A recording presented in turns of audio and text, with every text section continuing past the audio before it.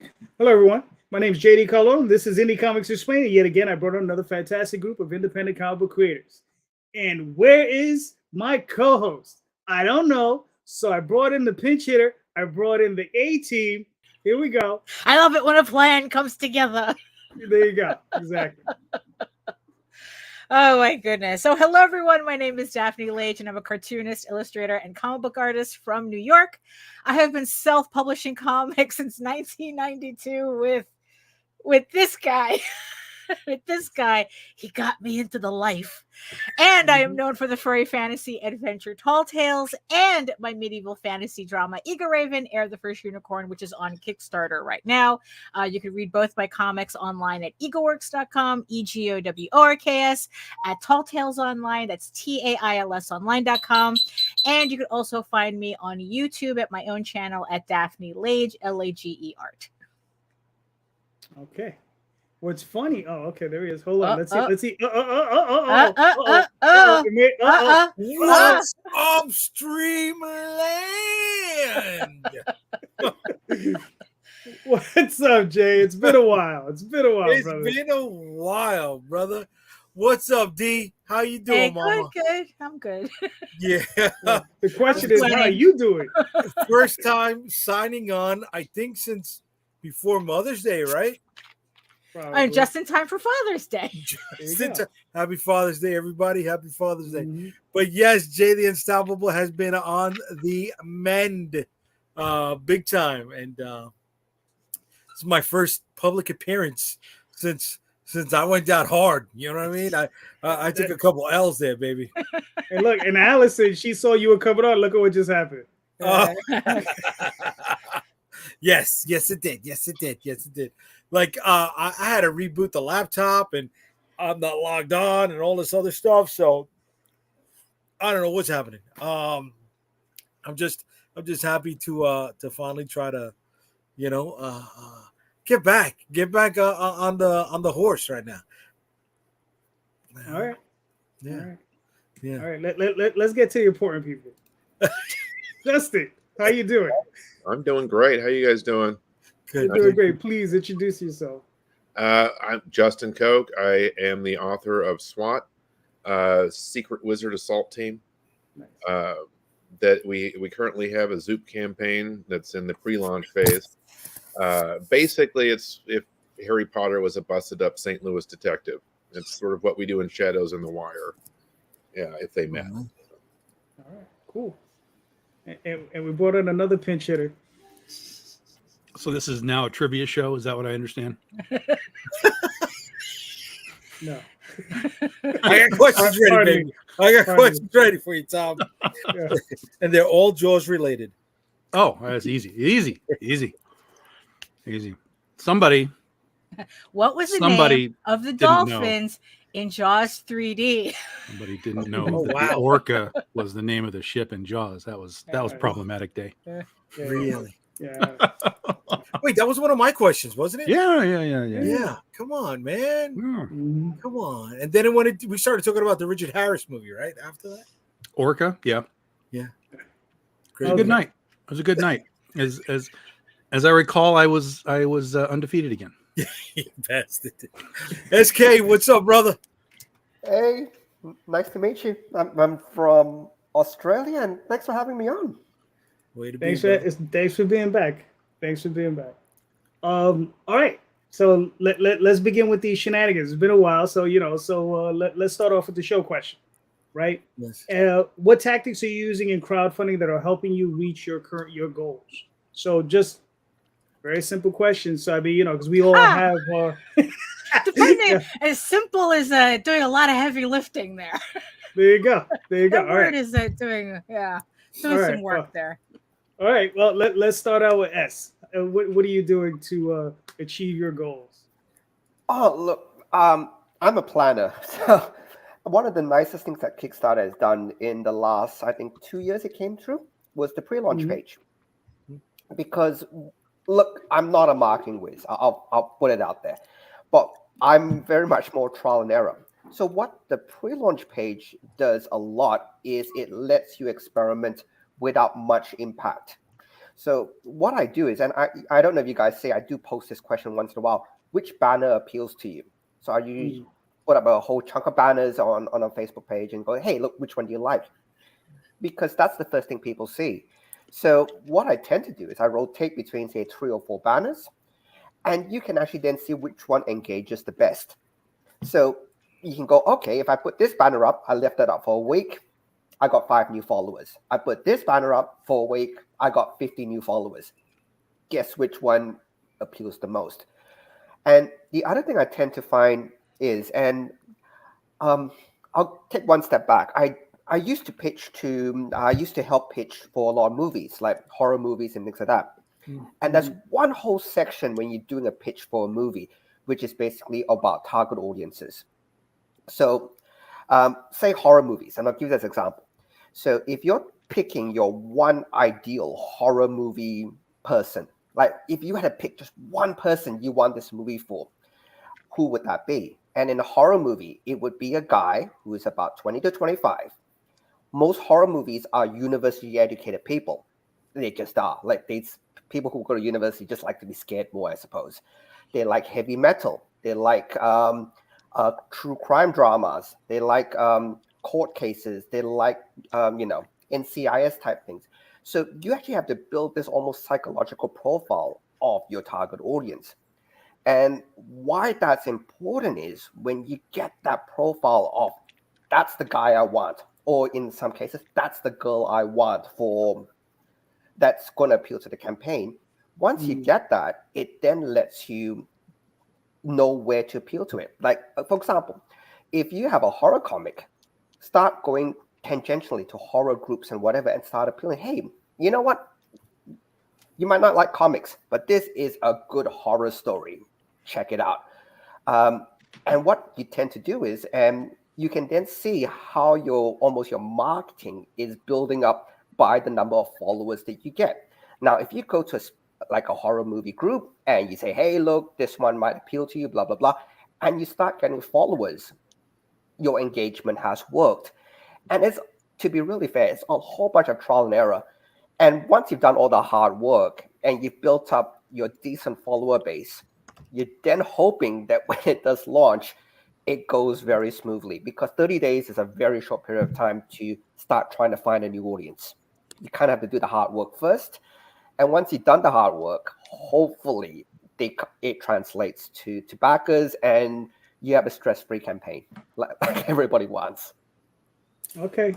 And he said he wasn't a marketing genius. This guy. I'm not. Look, it's really trial and error. That's really what it is. Like, I don't know what appeals to different people, and I don't know what engages people. It's like spaghetti. You keep throwing it against the wall, and something sticks, and you go, I'm following that thing that sticks. Well, yeah, it's the hit and miss, because everything that you just described about horror fans is not me, and I'm a huge horror fan. Yeah. Oh, I don't like it's a typical thing. You know what I mean? It's not you. No, absolutely. No. But I'm just, to your point. It's like, even if you think you've got it, you may still not have it yet. So Tom, continue. What's your thoughts on the question? What did you do on your prior? You just finished the campaign. What were you doing? No, I did just finish, but we're just in the middle of one right now. But the first question was Daphne's question, and the answer is Cindy and Sandy. The dolphins from Jaws 3. That's the important question tonight. That's the important question. And who was Dennis Quaid's wife in Jaws 3D? Who was his wife? Yeah. Who, the actress, or? Yes, the actress. That's a good question, because nobody cares. All right. It's a very good question, but nobody cares. God. All right. Bro, she's an Academy Award-winning actress. Nobody cares. Yeah, she was. Okay. Now nobody cares. So Tom, what are you doing? A lot of what S said is very accurate, and I've told people similar things, like, get into these, particularly if you're coming from ground zero, you need to kind of get yourself built into communities that are going to be, like you said, horror, animation, whatever it is. You've got to put yourself into these communities and become a part of them before you start running around going, hey, look, I'm making a thing. As you go along, it's a little different because hopefully over a period of time, you've kind of set a foundation, and then you're just kind of having to figure out, well, what's the next step? How do I actually find more people beyond these Facebook groups or whatever it is that I'm kind of hanging around in? And that's where things get a little tricky. And it becomes more trial and error, but it's just simply, it's like we did with the thing with Jay, the awareness funnel, right? The sales funnel and all that. It's just more awareness. You just have to keep creating awareness and awareness and awareness wherever you go, whether it's social media, whether you're doing Comic Cons. You just have to create more awareness for yourself. You have to create more awareness for your book, your brand, particularly if you have, like for me, I've got like 12 different books and they all are different genres. It's Westerns and superheroes and horror. It's all over the place. So, my hope is to be able to go into the horror groups and say, hey, here's my horror book. But then while they're here, I got to be like, oh, and we do this Western thing kind of over here and start to, shuffle these guys around so that some of them will overlap some of the different books. But again, that's not easy. I have very clear partitions in a lot of my books where people buy Penny for Your Soul. They do not buy Critter. People buy Legend of Oz. They do not buy Ursa Minor. There are clear partitions in those regards. No matter what I do. And that's just what people like. People like this, people like that. They don't go anywhere else. There is, of course, always a little bit of overlap, but if I could figure out a way to convince them to come over to something else, I'd tell you guys all the secrets, but I don't think there is. I think, and this is, again, we come down to the tactics, right? Like you have pricing that you can fix to try and entice people in. You have different stretch goals you can try and entice people in. I've tried all that stuff to next to no tangible results. We used to do, like, let's say we're going to limit our books to 200. Now they're 100. So they're more limited, right? Is that an enticement? Not really. Okay, the price used to be this, now it's this. Now it used to be higher, now it's lower. Is that an enticement? I'll tell you right now that lowering your price is a precisely zero net effect. All it's going to be is taking money out of your pocket. We've done lower prices on purpose many times just to be like, look, guys, we know it sucks out here. We're going to knock these prices down a little bit. Maybe that would entice a guy who's going to buy one book to buy two. The reality is they come into your campaign, they see what they want, and that's 9 times out of 10. That's it. They're coming in, they're clicking the button, and they're going home. And they're probably not even going to look at your campaign ever again until they get the notice that says, oh, it's funded and yay and whatever. I still get people that when they get their stretch goals in their packages, they're like, I don't think this is my package because I got all this stuff. And I'm like, that's just free stuff, guys. Mm-hmm. So the Kickstarter audience really is just a for the most part, like, click it, I want it, tell me when it's ready. And that makes things a little difficult. You have to really work to become Brian Pulido, right? Who has not just created, I mean, again, he's been doing this for 30 years. That's a little different than all of us, but he's found a way to create his own community. Yep. Right. And that's the hardest part of all of this. Well, is that he had community. a 30-year head start. Of course. Yes, for sure. For sure. But even within Kickstarter, if you go back to his early days of Kickstarter to now, when he started, he was doing about 800 backers. And now he's doing regularly like 2,000, 2,500. And those guys are rabid for it, rabid for what's going on. So he did find a way within this new sort of matrix of making comics to, get these guys to come in literally every single time. Like as soon as he pushes go on the campaign, it's like, oh, there's $100,000 in 10 minutes. You know what I mean? So he's created the community that's rabid for what he's got. They feed off of each other. Like, oh, what did you get? Oh, I got the Mega Baller thing. I got this. I got my mystery pack. What'd you get in your mystery pack? Like he's created that culture for Lady Death, or, again, created it for Kickstarter, I should say. He's had it for years, but he's created it now for Kickstarter to make it so that as soon as he pushes go, the bank's open. And that's really difficult to do. Very difficult to do. So, I don't, and as far as tactics, I don't even think that there's tactics that necessarily translate everywhere. Like theoretically, we could all look at a Brian Pulido campaign and go, I can do everything that he's doing. Every one of these little these details, I can do all of this, right?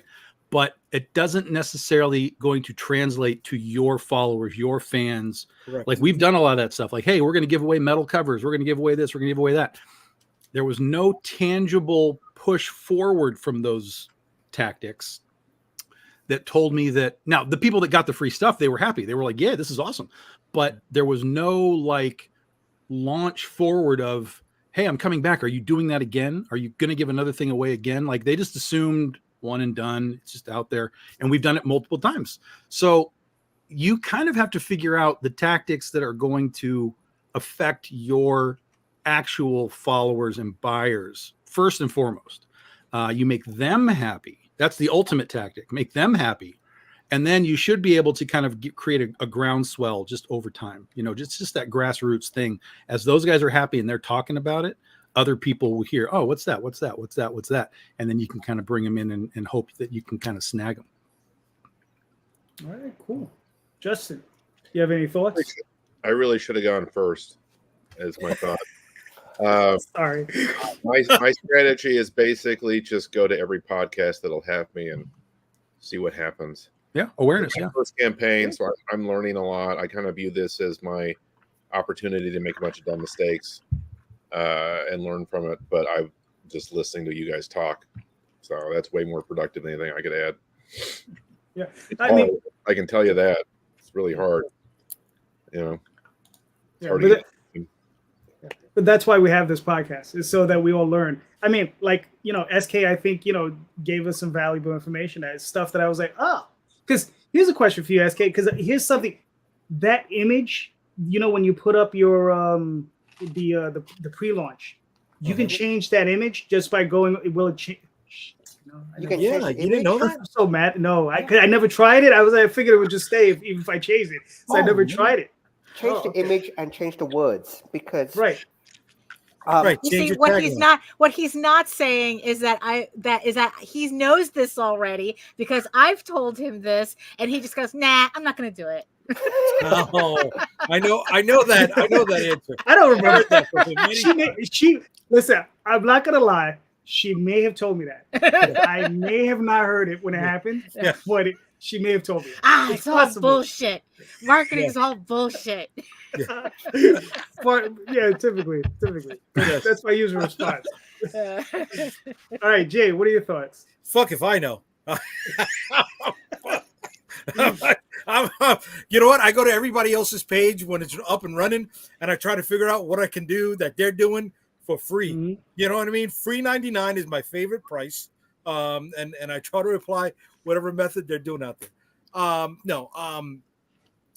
I'm a little upset that SK says, you know, he runs a stress-free campaign. That's what, No, that's what I want to apply. I was being silly. No, there is no stress-free campaign. You know, There isn't one. not only am I pulling my hair out, I'm pulling I'm so Calderon's hair traumatized. out. I didn't even hear that. I didn't even hear the whole stress. Tom gets tired of me messaging him like, what the fuck is going on? What the fuck am I doing wrong? My wife doesn't want to sleep in the same room with me when I got a campaign going on. You know, the only person that my wife listens to is Daphne. You know, why don't you do what Daphne's doing? I don't fucking know because I don't watch her show. God damn it! That's why I can't watch Daphne's show because everything Daphne says is going to be taken as gospel by my wife. Okay, and she's going to try to tell me how to implement all of her ideas. And I'm like, I mean, look, I say on my show all the time, your mileage may vary. Yeah. You know, that's like, this is all from my experience. And then what works for me might not work for you. And there's plenty of things that other people do that work for them, that don't work for me at all. You know what worked for me, Daphne? I'm going to tell you what worked for me. For the last 4 weeks while I was home sick, every day that my wife was home working from home, I made sure to shut off the internet service so that way she wouldn't watch your shows. Oh, right? Brother. That worked. That's the only thing that saved me while I was home sick this last month. All right. Sorry, not sorry. It's hard to disagree with a lot of what Tom was saying. You know, I implement that diversified portfolio, that diversified catalog strategy, but I also have the same results where some of the people that will buy Shield of the Interceptor will never buy the Zombie Book New York versus the World, and vice versa, right? I'm paying for these different third-party programs that are supposed to be tools to help me access my entire backer history, right? But it doesn't always apply because they won't cross that boundary. Going back to what Tom was saying about Polito, he has cultivated that community. So that is one of the few campaigns that I see that once someone hits back, they will come back and they will be part of the comments and they will keep that community rolling. Do I have that kind of engagement? No. I know I've got that same core of 40 or 50 people that will always, thank you, Michael, that will always buy my stuff no matter what it is, which is great. I love that. But trying to grow that is the headache. Yes, I do try to implement new strategies. Sometimes I may give up too quickly on them. But I don't know if I have the war chest to keep investing on some of these strategies until they pay off.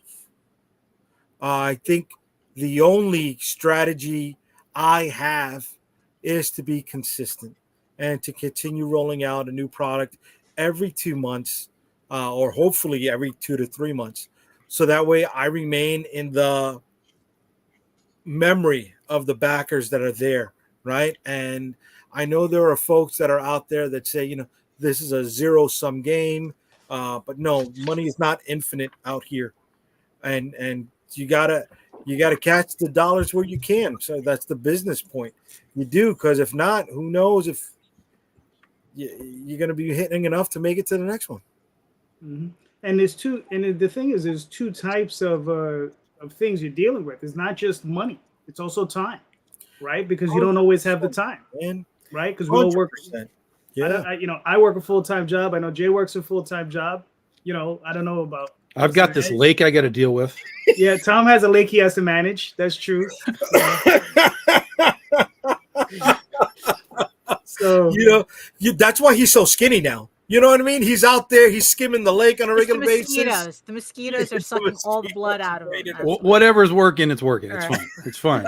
Yeah, I'm upset that Calderon's wearing a button-down shirt tonight. That's what I said. He didn't wear a button-down shirt on camera. Look at the two of them. The two of them are all like high class. Like, what is happening here? He got a haircut.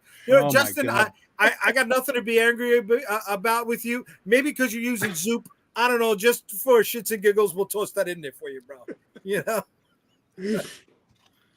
How is it going with Zoop though? You're right.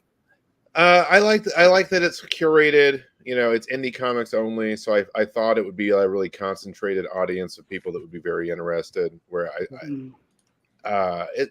they're lovely. I feel like it probably has been harder to get attention at that website than it would be elsewhere. But we're getting where we need to go. Well, this is your first campaign, right? Yep. Yeah. So that's the one thing I would never tell people not to use Zoop or Fund My Comic or whatever. But again, we'll this is something we can come back around to. But I always tell people, like, Kickstarter, particularly if you're at zero, Kickstarter has the most active regular audience. So you can potentially pluck those guys that don't know who you are a little easier than driving people to a platform like Zoop that's kind of new. But yeah, I don't know. And again, I wouldn't. Once you're done with Zoop, just take it over to Kickstarter anyway. Yeah, nothing wrong with for sure. 100% do that. Yeah. I don't know if you guys experienced this at all, but whenever I'm trying to pitch one of my campaigns, ongoing campaigns, I have to pitch the platform as well. It's like I'm signing up first timers, and just Kickstarter has the most first timers on there, right? Yeah. This G.I. Joe campaign is signing up a ton of people that have never been, on Kickstarter before. The Neil Gaiman campaign has signed up, a ton of people that never used it before. And just being on the platform, sorry to use the cliche, is half of the battle. Yeah. Right? Yeah. Zoop, not knocking it. It's out there, right? It's trying new things, but I haven't seen one of these big campaigns out there to bring in the user base that Kickstarter's had so frequently. Yeah. I don't know. I'll definitely probably head over to Kickstarter once this is wrapped up for sure. But I'm not knocking you, brother. Not knocking you, right? Not trying to knock the project or the platform at all. Just No, I get utilize it, every available resource, man. Yeah. All right. So Daphne, what are you doing on your current campaign to push it? Jay, this is where you have to turn your camera and everything off. Otherwise, you're going to get advice. Honestly, at this point, I mean, there comes a point. As much as I do enjoy, Hold on. I gotta help Jay here. Oh, okay. As long as his wife is still listening, so as long as I do enjoy trying to figure out this whole marketing thing. I kind of like treat it like a game.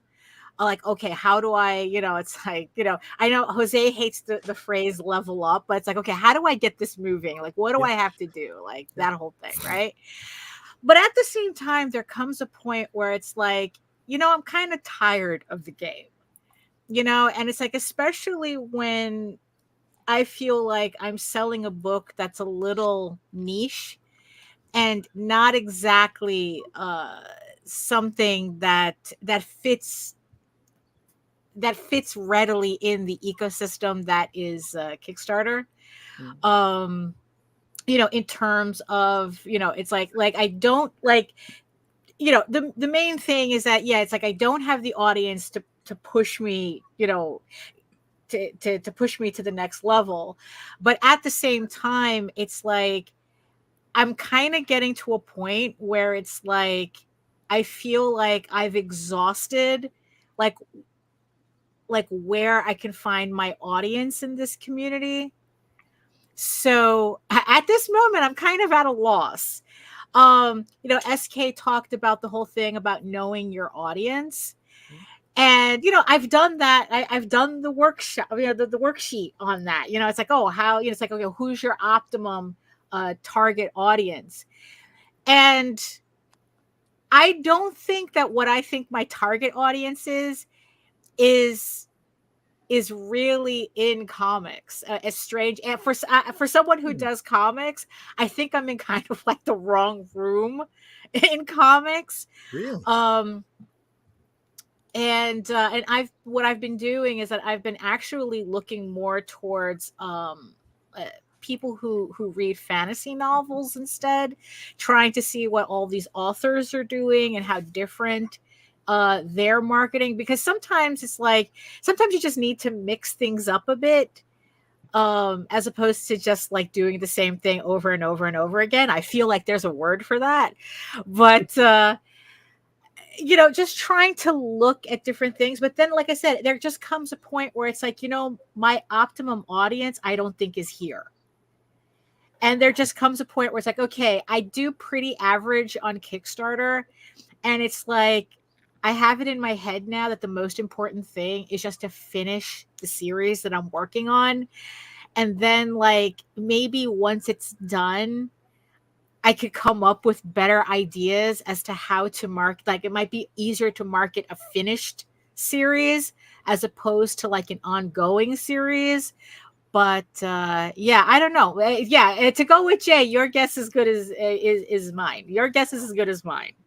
I'll give you something, and this is something I've mentioned to JD before. Yeah. It might be just an Australian experience, but I'll use your term. Mileage may vary. Right. Yeah. So in the US, you probably can see, there is basically a convention every weekend. Somewhere in the US, there's a big one, small one, or whatever. There is a convention happening every weekend. Right. In Australia, there isn't. In for example, where I live in Sydney, there's 2 conventions every year. That's it. 2 big comic conventions every year. We have small population. It is what it is. But Australia has a very big public library system. So the public libraries in Australia are not just place to borrow books. There's the internet. You can go and play D&D there. There's workshops. They built the library in Australia much more like a community hub, if you will. Mm-hmm. And what you find is most libraries are super, super supportive of local creators.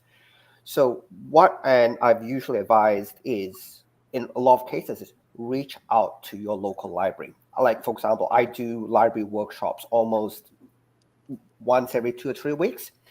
Why that's important is, number one, I do 2 workshops on 2 scales. One of them is much more an adult type audience, a YA, a bit older, and one more is much more kiddie, which is fine, like different audiences. Why that's important is it's to move the myth that comics is a genre versus a medium. Now, I know it's very entrenched in the US that if you say on comics, it's the Supermans, it's the Batmans, it's the Spider-Mans. You think of comics as a genre when it's not. It's a medium. The best-selling comics are your Reina series, Smile, Dogman. Those are the books if you want comics as a medium, not superheroes, but yet they sell like crazy. Babysitter's Club. You can tell how old my kid is, by the way, and you can tell, but she loves all those. Will she read a Spider-Man and Batman? Probably not. Will she read Babysitter's Club over and over and over again? Will she read Amulet over and over again? And what you find is, when I go to these libraries, you associate with a different market altogether. These aren't people who like the Batman, Supermans, but who love the artwork. And when you deal with that type of audience, and so what happens for me is, I've been lucky. I had a couple librarians really support me when in this journey. So you actually get to do like direct market research almost with the people who, it's not like it's fun. You tell them how to build like the act structure. You tell them about, the page turns. You tell them about all the intricacies of comics. But what you also get is you also get what they enjoy. And like you said, Daphne, you're not marketing a comic. You're marketing a good fantasy story. And so you got to think of it that way. And then you can say what really enjoys. Like one of the exercises I do in the workshops is basically if you're building a story, one of the first things I usually say when you build a story, what is the power source of your world? Is if it's Steam, it's a whole different genre than if it's Diesel. If Diesel's your main power source, it's very World War II-ish, very dark, a lot of smoke. If Very Mad Max. Yep. If it's Steam, it's usually very invention orientated. It's like, oh, exciting, developing new tech. If it's very solar generated. And what you find is when you tell kids this, it expands their horizon. And I do have a point. I'm getting to the point. But why all this is important is it lets you see your audience and sees what appeals to them. Because when you talk to parents after all these workshops, is they'll go, oh man, I would have loved to have read that story. The one that you described. Like some of the kids come up with great ideas, and they'll go, oh, I would have loved to have read that story. And if my kid gets, a couple of pages, can they come back to you for advice? I'm going, of course, sure thing. And then you can kind of see what appeals to different markets. And the thing is, with the library thing, is really good is because they are also a market. Like I've been lucky. Like I said, my books are more than 500 libraries in Australia. It's in Canada. It's in the UK. And what happens is you get a lot of feedback from that to say, hey, look, it opens up a new market. And not just that, it does the one thing I think why we all do this crazy thing. We want to get read. Like, put the money aside. We want to get read. We want people to enjoy a good story. Well, and yeah, there's no better place than the library. I absolutely say that. I love what you're saying, XK. I do. Yeah. In the United States, there are over 119,000 libraries. There you go. Over 9,000 independent public libraries run by the city or state. So the majority are in schools and colleges. Yeah. Unfortunately, there's been such an attack right now for the last, 5 to 10 years on the American library system that librarians are scared to order new product. They will go to ALA, which is the American Library Association. They will go to that convention. They'll go to BookCon. They'll look for new product. But unless you've got your ISBN number and unless you're on BookScan, you're not going to be picked up by libraries unless you donate them. So I love your enthusiasm. There is another option though. What's the other option? The other option is that you have to do the one thing I really don't like doing. Going is that outside. yes, is boots on the ground. You actually have to go meet and greet the librarians in Yeah. person, because we've Daphne and I have just recently had an order for a school library for our books. How do we get them in there? We know the person who runs the library. That's awesome. See, Right? but that's also here in Right. New York, right? Yes. Look, the I forgot which library it is in Nebraska that has curated the Stan Lee Museum, right? Stan Lee's from New York, lived in California. What the F is his stuff in Nebraska? Which one of us on either coast is going to go to Nebraska to that library to see his curated product? You know, it's so disjointed over here. There's like a whole country that you don't even know exists, right? I mean, like, if it's not on that coast, like, it doesn't exist. No. Essentially, yes. Pretty much. Yes. I wish we got more support from that, right? I wish there was a rotating a door of product coming in and coming out, even if it was just to be read. But we don't even get that. We don't even get that. Well, I mean, it's unfortunately, it's a much harder road for us. I mean, that's really all it is. But I mean, it's not impenetrable. But man, that wall is high. It's high. You've got librarians getting sued because they had certain books on their racks. Yeah, but also not to take it into a political conversation. That's also why it's important. If you want to protect your library system, you have to vote at the community level. You know, you can't wait for every presidential election to vote, because it starts at the community level. And if you're not voting at those small elections, this is how you're seeing this nonsense. You're seeing the library defunding. You're seeing the censorship getting traction.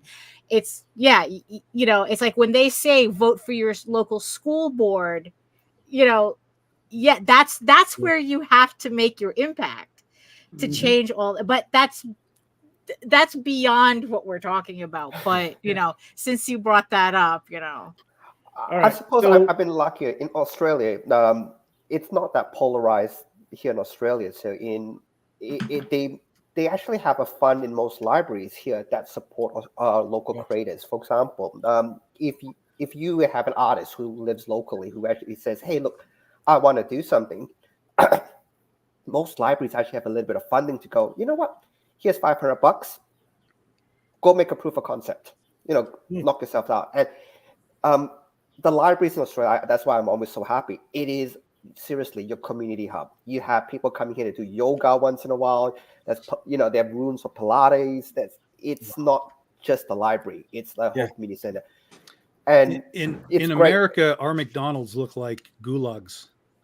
We don't do art here anymore in America. Oh, no. It is being stripped, quite literally stripped from everything, from architecture to we're cutting down trees because we don't want to have to pay people to take care of them. It's easier to just have concrete, you know, everywhere.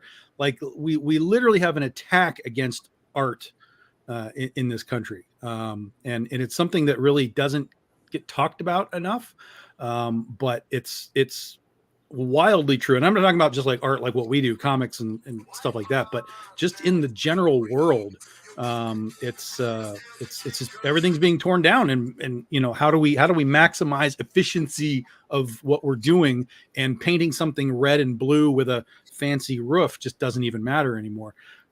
So yeah, we have to fight against that all the time. And talking about the libraries and stuff, they're more interested in banning crap than they are interested in like what's cool out there that we can get into our places. So we actually have, you know, the bookstores like a Borders and stuff like that.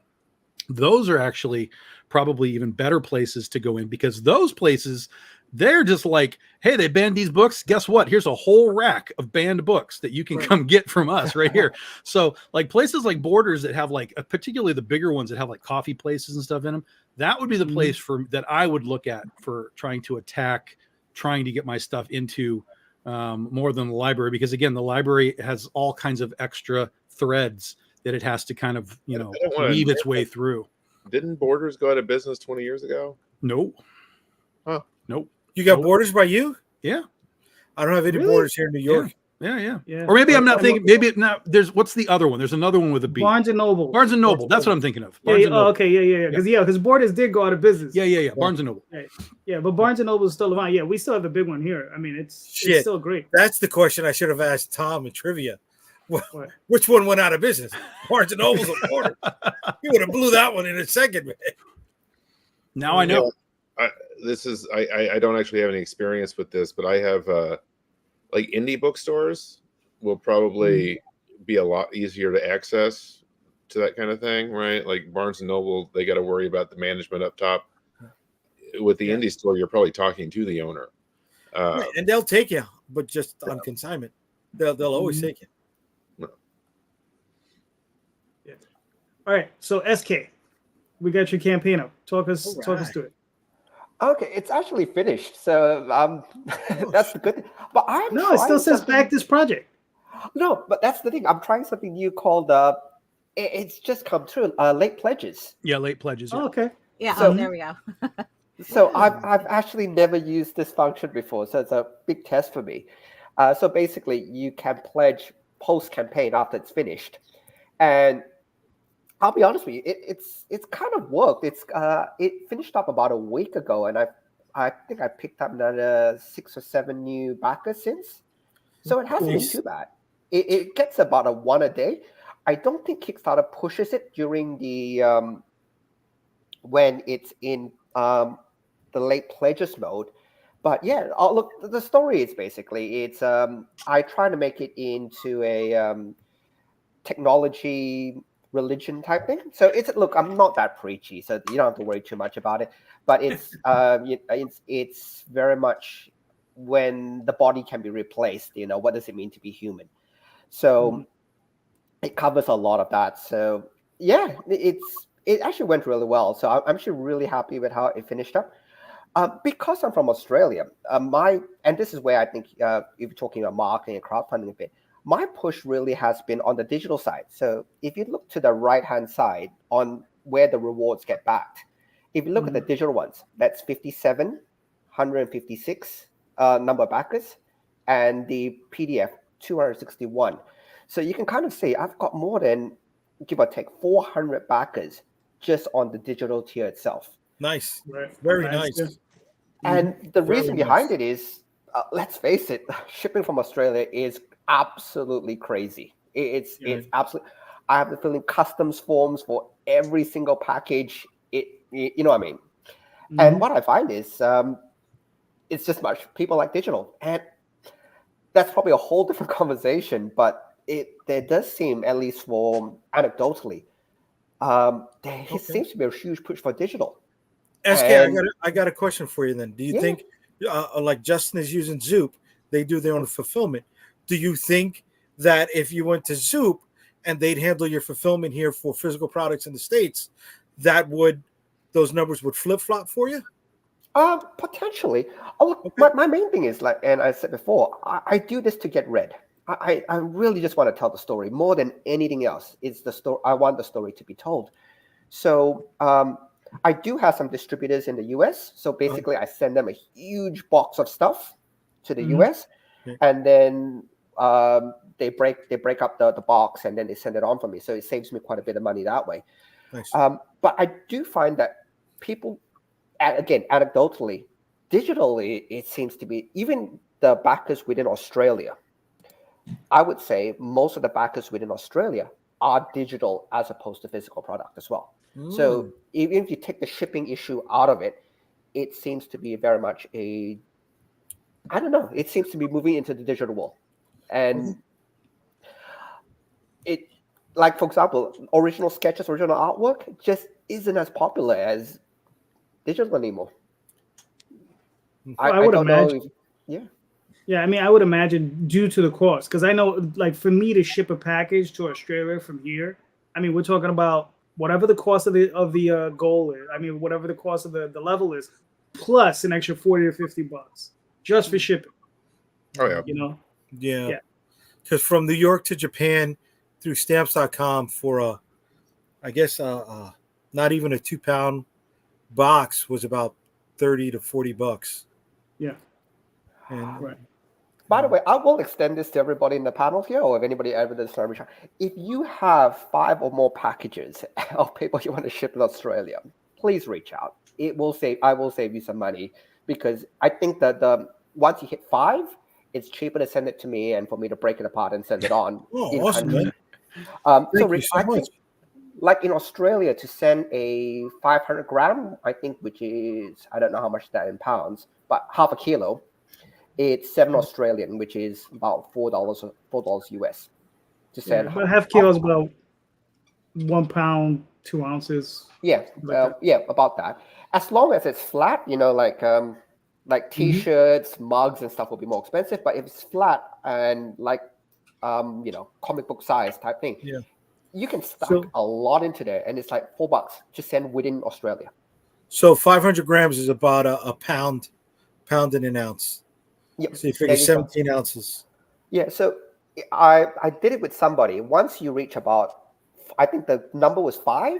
If you have 5 or more packages, it makes sense to send it all to one person, and then they break it apart in country. It's cheaper. So if you guys ever want it, just hit me up. I'm more than happy to help out if I can. Gotcha. Awesome. Right. That's cool. Yeah. I mean, one time I did one campaign where I was using a company and Lightning Source, and they had print shops in in Europe, UK, and Australia, and they would ship them directly from there. So I was able to like charge like local shipping for that particular campaign. So it just depends. I mean, and it's I saved them a lot of money, which was cool, but they're not going to get any stretch goals. They're just going to get the books. You know what I mean? So that was interesting running it that way. All right, cool. So SK, how many more days? So all right. So it's done, but people can still back. How many more days are you going to keep that open? I'll stop the late pledges after the first print run. So it usually takes.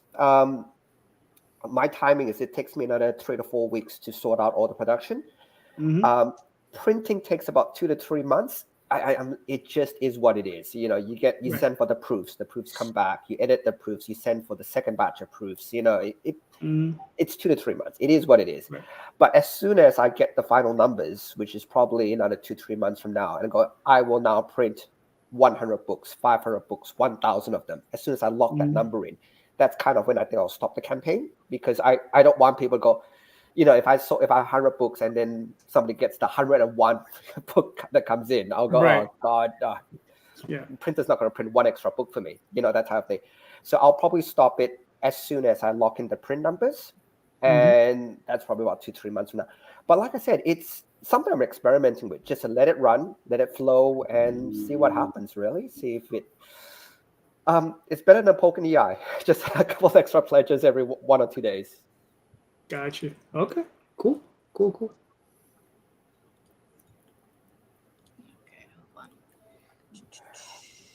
And at this point, I do have to apologize. I really do have to bounce, and it's really no, that's okay. That's why we pulled up your campaign first. Right. It's really good to meet all you guys. Yeah. And take care, like I said, I'm really accessible on Facebook. You just drop me a message, and if there's anything Australia within I can help you with, just like seriously, reach out. And like I said, if you have 5 people in Australia buying your product, reach out to me, because we can do something to save your shipping type thing. And otherwise, good luck with all your campaigns. All right, cool. Thank you, SK. Take care of yourselves. Take care, brother. Bye. All right, Daphne, who's next? Oh, I don't know. Who do you want to put up next? Oh, actually, you got the board, so you don't. Okay, so let's see. Let's do this Weird Al.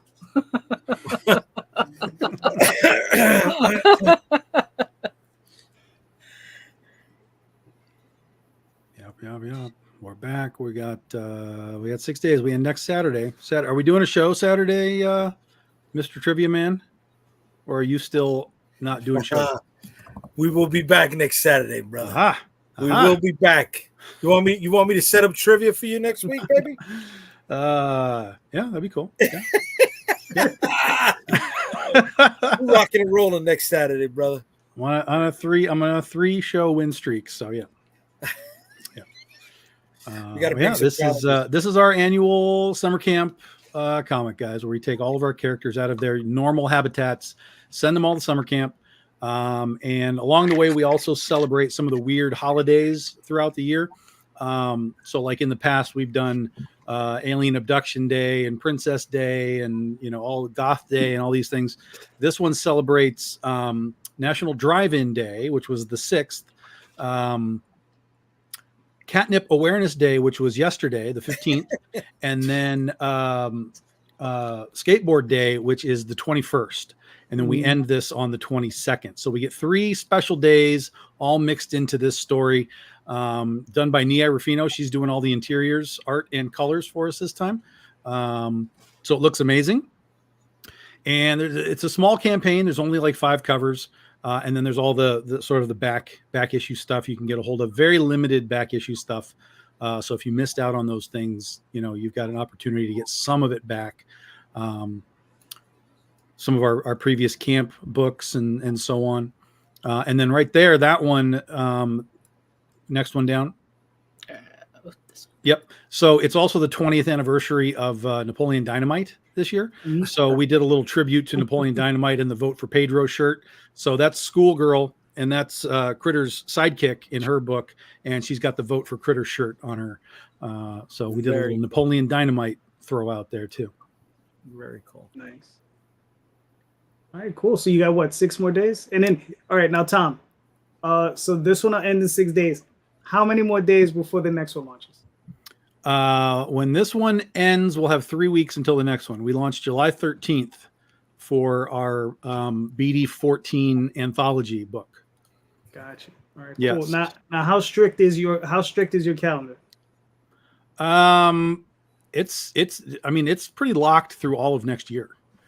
Wow. It's and then really into 2026 is a little weird, but it's coming into focus here as well. So really the next 2 years at this point, from here to June of 2026, it's all pretty locked in. Yeah. All right. Cool. And next year's our 15-year anniversary. So there's going to be a lot going on next year. Nice. Yeah. So how many campaigns this year you looking at? 10? No, we did. This is our 5th. I think this is our 5th, and then the BD 14 will be our 6th, and then we'll have one more Critter one in October. So that'll be 7 for the year, and that'll wrap us up. And then I got to get everything ready for the 15-year anniversary that starts in January. So. We'll be wrapping up the Critter campaign, or wrapping up the Critter volume that we're doing right now. That'll be January. And then March, I think, is it's either going to be February or March. I have to figure a couple of things out. But February or March is we're bringing Penny for Your Soul back. That'll be the main focus kind of throughout the year. But since it's our 15-year anniversary for the whole company, we're going to be diving in and out of all kinds of stuff all year, as well as a new Penny for Your Soul arc. All right, cool. Very nice, very nice. Yeah, and we just got a backer too in that little scroll. So thank you. It happens once in a while. Every now and then, yes. Every now and again. All right, Daphne, who's next?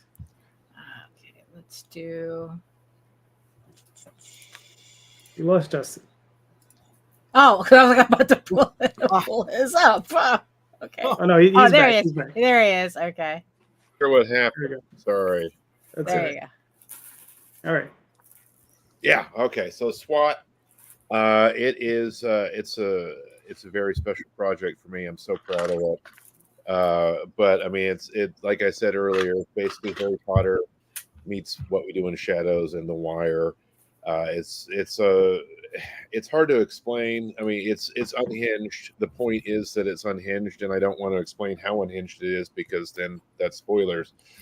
But we can just go with this. So the red-haired lady on the far right there, her name's Mabelina. She thinks she's a fake psychic, but she really is psychic, in that she is attracted to the worst possible decision in every scenario. So they kind of use her as a reverse canary in the coal mine. She was based off this lady I knew who I represented in her criminal case, who just had an unholy talent for just saying the absolute worst thing, right? Like, I didn't want to talk to the judge because I thought I she did it. credit for 9/11. Okay, past that.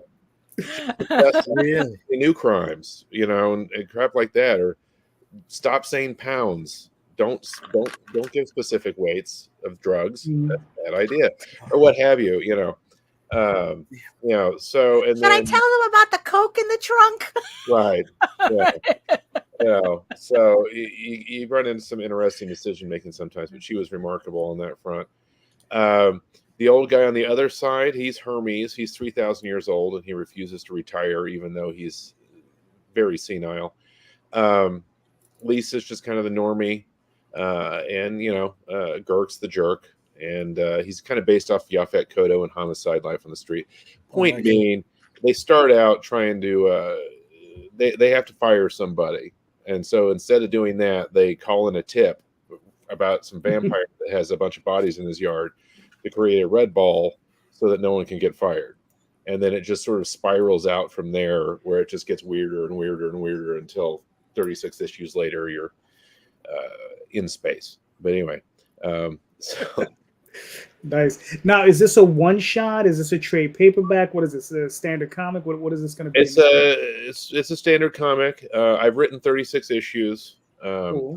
This is the first one. We're just trying to get some traction going. We've got about 6 or 7 pages done. All the scripts are ready.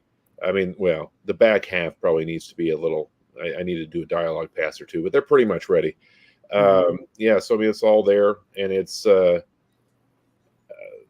If I told you how much I believe in it, you'd think I was a lunatic. But I mean, it's the best thing I've ever written by many miles. So Well, you're in a room full of lunatics, so it's okay. Yeah. So we're well, if you ever had a support group, this would be it. Yeah. Yeah. I gotta ask Justin this question, buddy. So are you still practicing? Yeah. That's how I pay the bills mostly. Okay, so why did you choose to make your life much more stressful by self-publishing, brother?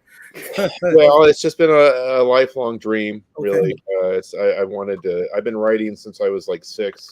Yeah, I switched to comics recently. I kind of think I had the reverse problem of Daphne, where I was writing these 250,000 long fantasy novels that just should have been comics the whole time. So it was a revelation when I started writing comics, because I got tired of writing novels. I stalled out at like 80 grand on the last one I was writing. Just didn't want to do it. And I said, screw it, let's try to write a comic, because I've been wanting to do one for years, but I didn't want to pay an artist, right?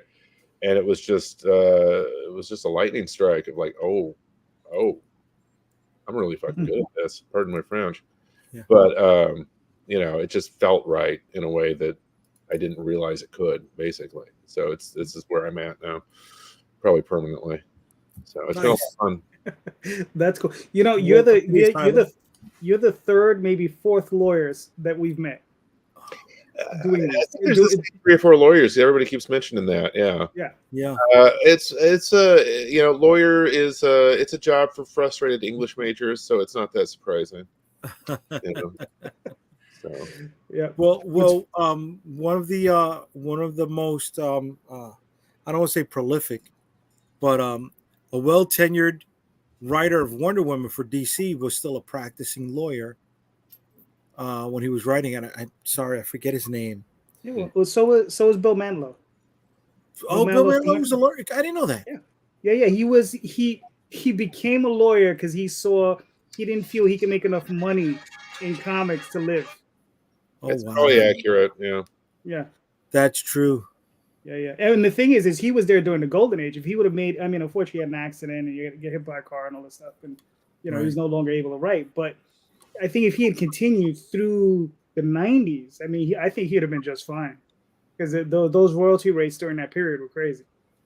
Yeah, they were. Yeah, they were. Mm-hmm. Yeah. It's funny. Early on, I had a plan to go back to school and become a lawyer in my early 20s. And I spoke to an accountant. I was on my first trial as a juror, and I met a guy who was an accountant, and he was old. I was 28 at the time, maybe. And I was talking to him, and I was like, "Yeah, I'm thinking of going back to school to become a lawyer." I says, "But my true aspiration is to be a writer." And he was like, "Go become a writer." he was like, "The world has too many lawyers." I guess he worked with a lot of them. He was just like, "The world has too many lawyers." And you've been struggling ever since. Exactly. Yeah. I've been broke. The legal profession has been good to me. I've gotten to be my own boss for a really long time, and nice. It's mostly great. Sometimes you're getting thrown downstairs by psychopaths or something like that. But where are you based out of? Columbia, Missouri, just kind of square in the middle of Missouri, a couple hours away from St. Louis. Okay. Yeah, I mean, it's a lovely town. It's a college town, so it's like it punches above its weight class in terms of a lot of things, but it's still 15 minutes from one side of town to the other. Okay. So it rides the line of most of the good things about living in a city with relatively little of the downside. I think it's been a lot of. I really enjoy Columbia. So you got no traffic? Not by the standards of anyone who's been to a real city. Yeah.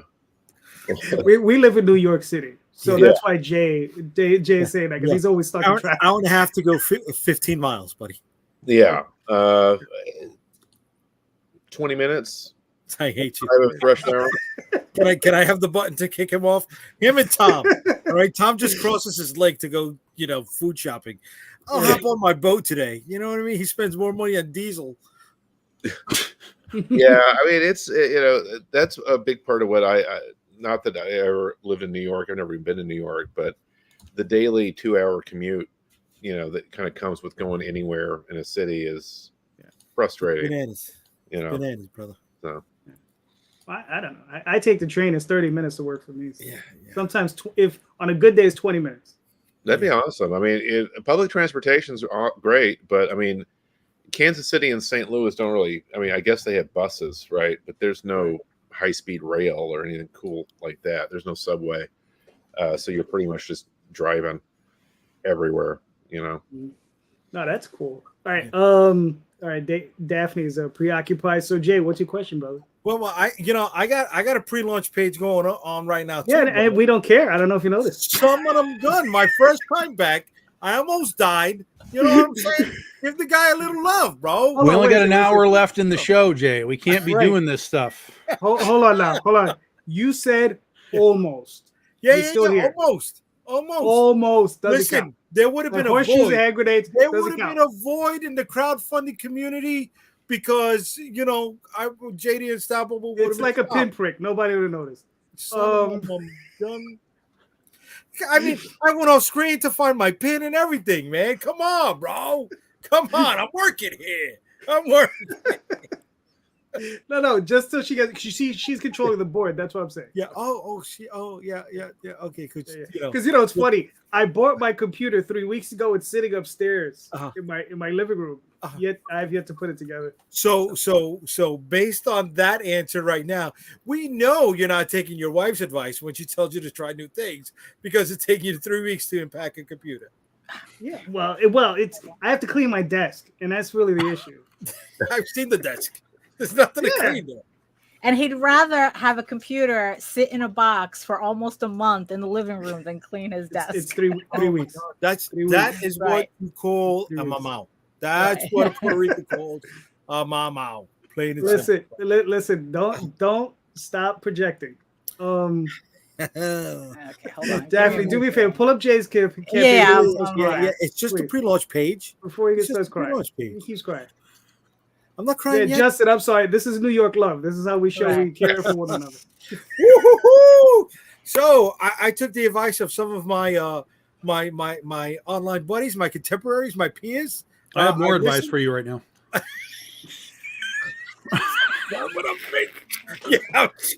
I'm sure he does. And we took the mascot of our last Kickstarter campaign, Betsy, the Zombie of Liberty. and we decided to test the waters and see what we can do with her outside of comic books. So we're starting an enamel pin line based on her initial image and the way she appeared in our Chrono box. So there'll be a pin of her, there'll be a pin of her in black and white, and some of the other pins that represent the logos that went on in the series. That's it. Sign up for the pre-launch page. Hopefully it's in the show notes later, or it can be in the comments now. I just don't have access to it. So go to Kickstarter and check out the pre-launch for Betsy, the Zombie of Liberty hard enamel pin. Now I shall get torn up by the rest of the dais. All right, let me tell you what you did wrong. Tell me, Dad. Tell me, Dad.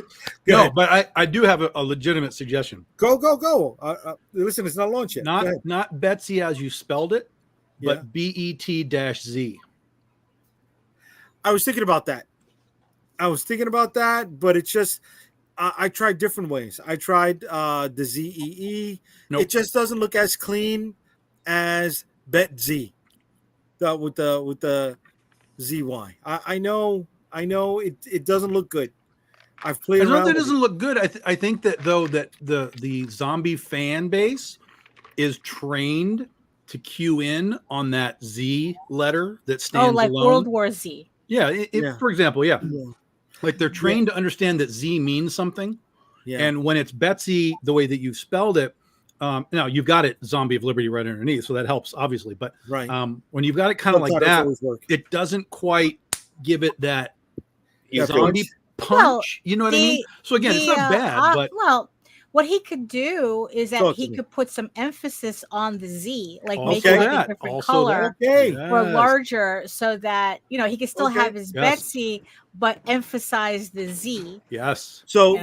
do like an iPhone, like everything else is lowercase, but the Z is Well, the big I one. mean, you could keep it as is, just make the Z larger, just as long and a different color, just emphasize that Z. Okay. Put the Yeah. you know how you've got all the Right. little like scratches and stuff on look, it? Look, Make we have an important message. Bet the No, the little scratches we've on the had this top of the Z, turn that conversation. into red, so it's like blood on the Z as well. Mhm. Ah, So like big there you Z go. with a little blood on it. Ah. But extra colors cost more. No, Sometimes you're you gotta doing that cycle. as a logo or as a pin. The actual You know what? name? I was gonna do that, and when you trademark Well- something, you well- got to send it in black and white. So I just But here's my question though, is that okay? go. All right. Why would you think anyone would want to put a pin of the logo as opposed to like Betsy herself? I can understand. Yep.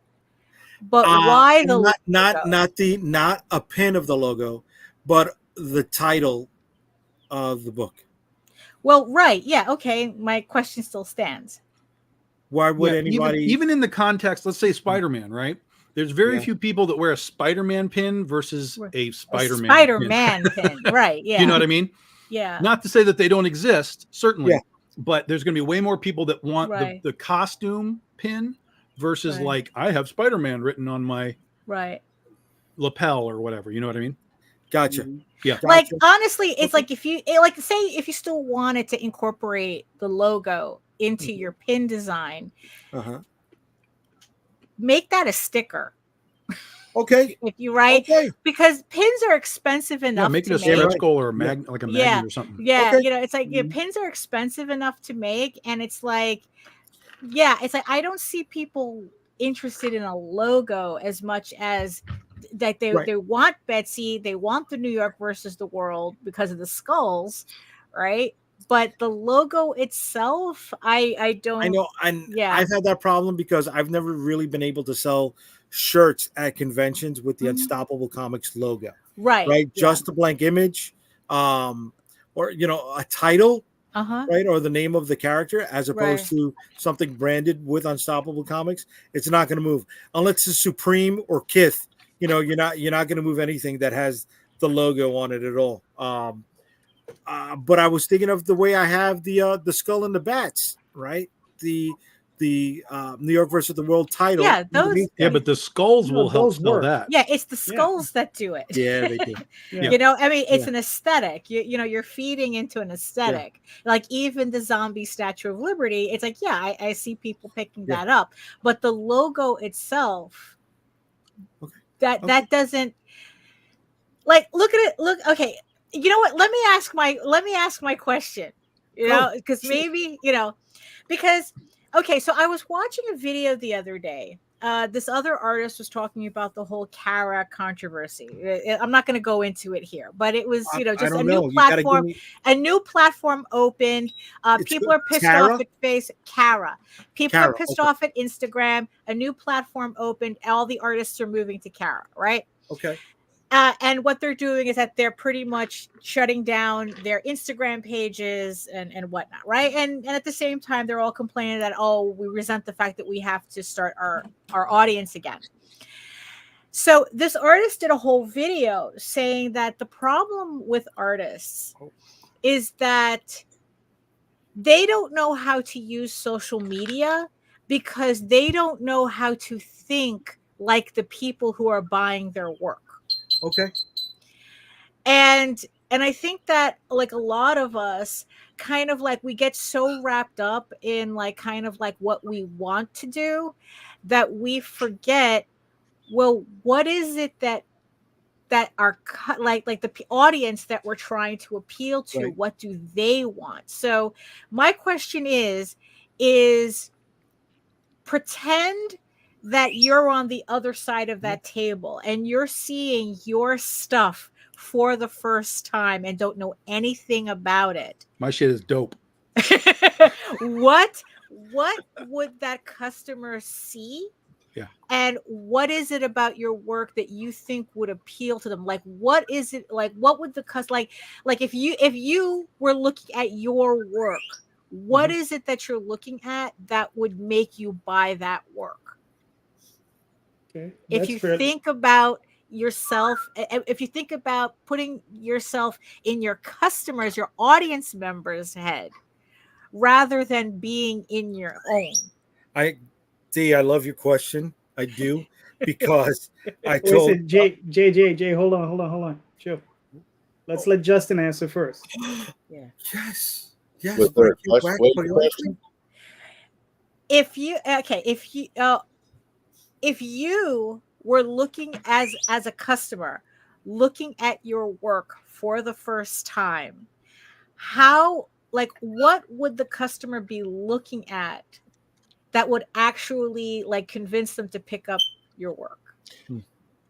Well, I think the cover, you know, it's kind of, it's well drawn, it's funny, it's got it kind of captures it's a parody of the Usual Suspects poster, so it kind of captures the parodic element right there. Hopefully they'd want to know more from just looking at the cover. I think it looks good. My suggestion with this would be, how much are you wanting for that hard enamel pin? Like, and that's not a suggestion, I'm asking, I guess. Yeah. How much? Yeah. Hold on, Calderon, can I answer Justin's question? No. Go ahead. Answer his question. This is also based off of sales at the last convention I was at the New York. See, but now you're going too much into it. Just answer the question. You can just answer the question. He goes, how much do you want? How much? No, how much are you? Right. So how much are you charging for that? What are you charging for the pin? Oh, how much are you charging? I'm sorry, I heard him say, how much do you want this pin? Well, right. So I'm sorry. Okay. How much do you want for it? Yeah. So the pins are going to be $10 a pop plus shipping. So It's a you're 2-inch wanting like pin. $50. Now, total? okay. So if you were a customer, Yeah. seeing these pins for the first time, don't know anything about you, don't know anything about your pins. Yeah. Right. What are you imagining the customer doing that they would spend $10 on that logo pin? On the logo or her? I'm not going to sell. Excuse me. I'm sorry. Let me rewind this. The logo is not going to be a pin. Okay, because all this time Yeah. I'm thinking yeah, I was no, understanding I'm that the sorry. logo Yeah, was the a pin. logo is not going to be a pin Okay, at all. all right, No, it was just going to be the title if I ran the book off of it. right. So yeah, no, Oh, okay, the all pins right. Because are something right. totally different. Yeah. right. Yeah. I'm not going to sell the logo. I know it's not going to. The logo is not going to sell. Oh, okay. Because I think we Yeah. were all. I mean, I think we were all understanding that the Yeah, logo. because So I I told you to apologize for put doing red that. on it, and you were like, "Well, that costs more," and I'm like, "That's where we thought it was going to be a thing." Right. Yeah. If I did it, yes. I mean, if I did it, it would have been a toss-in. It would have been an add-in. It would not have been something that I would have charged for. Like I already have some Unstoppable Comics logo pins made up already in black and white Sure. as bonuses, freebies, or whatever the case. I know they're not going to sell, but it's something that I'm preparing for this campaign and for like New York Comic Con. Okay. Good. Yeah. Good. All right. So, All Glad we Wait, solved that problem. hold on. Let's finish with Justin. Justin, do you have anything else to add to your question? Everything to answer? What was the question again? if you were your own customer, Oh, like what would you be looking at that would appeal, to pick up your work? Like what would make you pick up your own work? I get why this is an incredibly important question. That Yeah.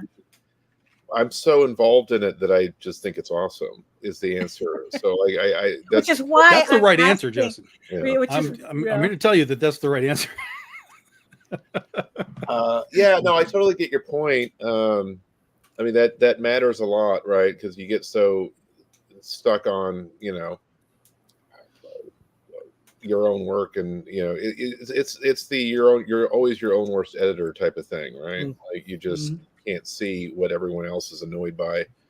I mean the first novel I wrote, I must have sat there and read that thing 10 times to the point where I hated it. I hated it so much. But I learned a lot about all the annoying shit I was doing, which was extremely helpful. That's kind of a segue that actually has nothing to do with your question. So I'll just leave that alone. But with SWAT, I think, I think the cover, I think once people see the inside and they see the dialogue, that's what I would be attracted by, would be just looking at the first 6 pages. I'd be like, I'm definitely dropping $5 on this. So I guess that's my answer. Right.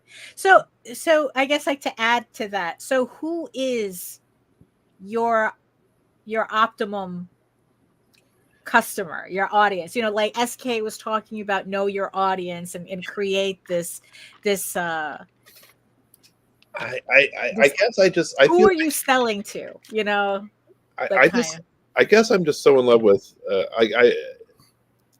I just love the comics world in general. Like I think like the audience for all of it has just been, I love how unhinged it is. I think the people that are into it love how it doesn't, not everything has to make a ton of sense. We're just going to have fun with it. It's kind of like pro wrestling, honestly. It feels like pro wrestling, the comic, which is the thing I'm doing, by the way. But anyway, it's just kind of got this really in your face, like joyful, weird vibe that I really love in general. But I mean, like, Department of Truth, if you're into that, you're gonna love SWAT. Rick Remender, I think all of his stuff is amazing, and I think there would be a lot of like the high concept sci-fi thing. This is not quite that, but it's definitely weird. So I don't know.